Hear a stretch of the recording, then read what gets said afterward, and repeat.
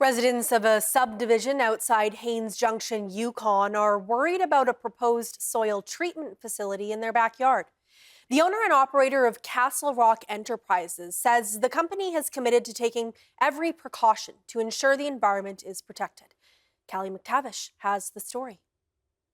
For the past 6 months, residents of the Bear Creek subdivision have been raising concerns about a land treatment facility.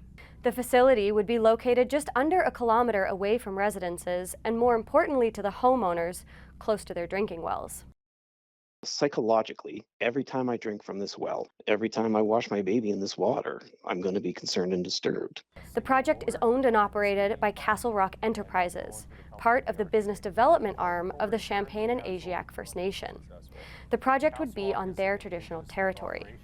A Castle Rock spokesperson says the facility would treat soil that's been contaminated by hydrocarbons like oil and gas. The process uses bacteria, not chemicals. It's going to use a geosynthetic liner that prevents any contact with the ground, and everything is heavily regulated. There's a lot of testing involved. There's a lot of regulation around environmental protection and the like that appropriately dictates how these sites need to happen. And we're going to meet and exceed all of the environmental standards. Spokesperson Sean Hall says it's important to have the facility close to Haines Junction because there are a number of historic contaminated sites in the area.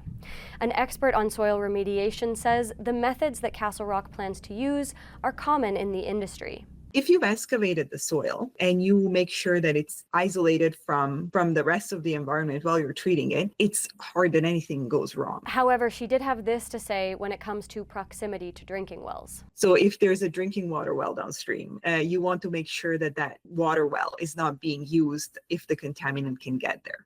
The Yukon Environmental and Socioeconomic Assessment Board is still reviewing the project. Once they are done, they'll put their recommendation before the Yukon government to make a final decision. Callie McTavish, CBC News, Whitehorse.